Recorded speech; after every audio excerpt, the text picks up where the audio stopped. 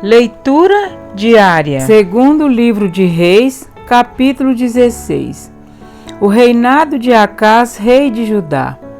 No 17º ano do reinado de Peca, filho de Remalias, Acás, filho de Jotão, rei de Judá, começou a reinar.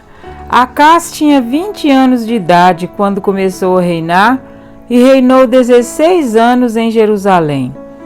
Ao contrário de Davi, seu predecessor, não fez o que o Senhor, seu Deus, aprova.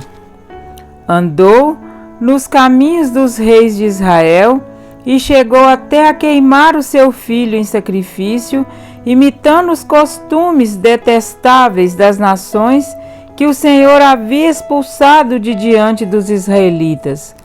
Também ofereceu sacrifícios e queimou incenso nos altares idólatras, no alto das colinas e debaixo de toda a árvore frondosa.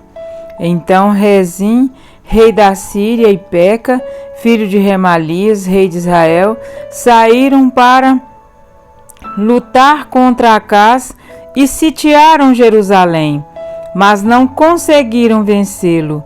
Naquela ocasião, Rezim recuperou Elate para a Síria, expulsando os homens de Judá. Os edomitas então se mudaram para Elate, onde vivem até hoje. Acás enviou mensageiros para dizer a Tiglat-Pileser, rei da Síria: sou teu servo e teu vassalo. Vem salvar-me das mãos do rei da Síria e do rei de Israel, que estão me atacando.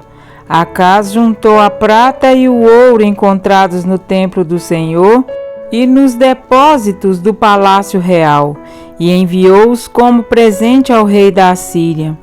Este atendeu o pedido, atacou Damasco e a conquistou. Deportou seus habitantes para Quir e matou Rezim. Então o rei Acás foi a Damasco a encontrar-se com Tiglat-Pileser, rei da Síria. Ele viu o altar que havia em Damasco e mandou ao sacerdote Urias um modelo do altar com informações detalhadas para sua construção. O sacerdote Urias construiu um altar conforme as instruções que o rei Acás tinha enviado de Damasco e o terminou antes do retorno do rei Acás. Quando o rei voltou de Damasco e viu o altar, aproximou-se dele e apresentou oferta sobre ele. Ofereceu seu holocausto e sua oferta de cereal, derramou sua oferta de bebida e aspergiu sobre o altar o sangue dos seus sacrifícios de comunhão. Ele tirou da frente do templo, da parte entre o altar e o templo do Senhor, o altar de bronze que ficava diante do Senhor e o colocou no lado norte do altar. Então o rei Acás deu estas ordens ao sacerdote Urias: no altar grande ofereça o holocausto da manhã e a oferta de cereal da tarde, o holocausto do rei e sua oferta de cereal, e o holocausto, a oferta de cereal e a oferta derramada de todo o povo. Espalhe sobre o altar todo o sangue dos holocaustos e dos sacrifícios, mas utilizarei o altar de bronze para buscar orientação. E o sacerdote Urias fez como o rei Acás tinha ordenado. O rei tirou os painéis laterais e retirou as pias dos estrados móveis. Tirou o tanque de cima dos touros de bronze que o sustentavam e o colocou sobre uma base de pedra. Por causa do rei da Assíria, tirou a cobertura que se usava no sábado, que fora construída no templo, e suprimiu a entrada real do lado de fora do templo do Senhor. Os demais acontecimentos do reinado de Acás e suas realizações estão escritos nos registros históricos dos reis de Judá. Acás descansou com seus antepassados e foi sepultado junto a eles na cidade de Davi. Seu filho Ezequias foi o seu sucessor. Amém? Para refletir. A perversidade alcançou o auge em Israel.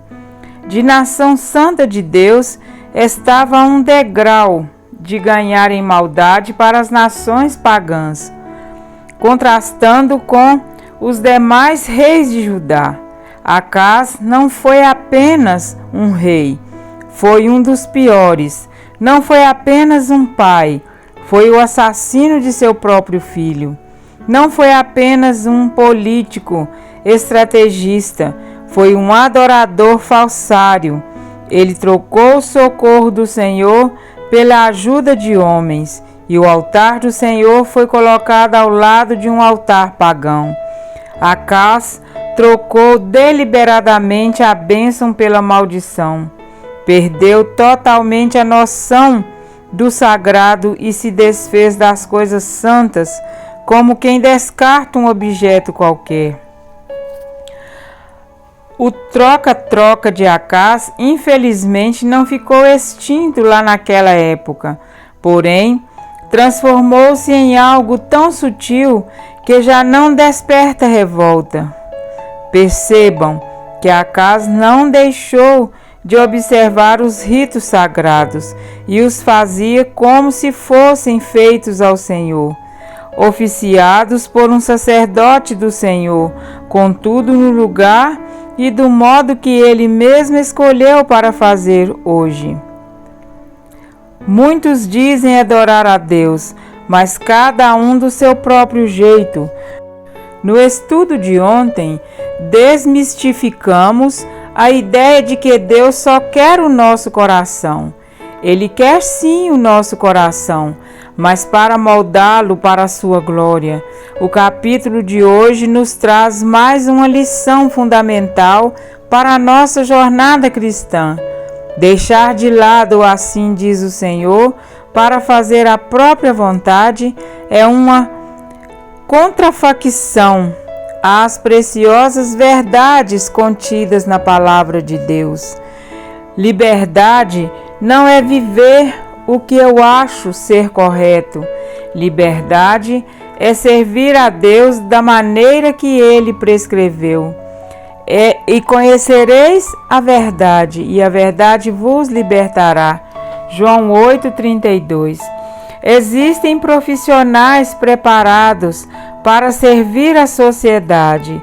Se um médico, por exemplo, prescrever um medicamento, é natural que o providenciemos e iniciemos o tratamento.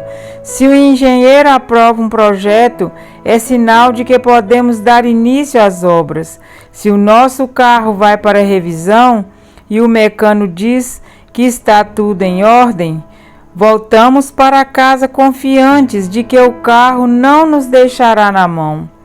Confiamos nesses profissionais simplesmente porque eles são especialistas em sua área de atuação.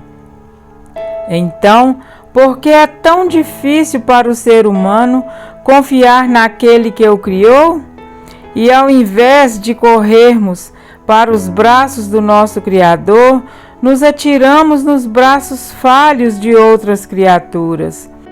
Como Acás, vamos postergando a nossa entrega a Deus, deixando para uma deliberação posterior. Assim como não fomos criados de qualquer jeito, a verdadeira adoração ao Criador não pode ser de qualquer maneira. Uma vida consagrada no altar do Senhor tem vínculo com o céu através do diligente estudo da palavra, oração e testemunho. Através do relacionamento diário com o Criador, experimentamos as bênçãos de uma nova vida, com propósitos eternos.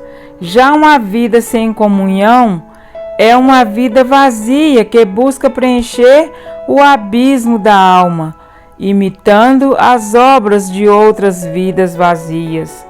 como a beleza daquele altar pagão, o pecado se mostra atraente e sequestra todo aquele que por ele é vencido.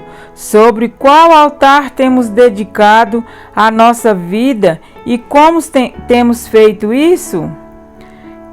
Que possamos atender ao apelo do Espírito Santo através do apóstolo Paulo, consagrando diariamente no altar do Senhor o nosso corpo por sacrifício vivo, santo e agradável a Deus, que é o nosso culto racional. Romanos 12, 1. Amém?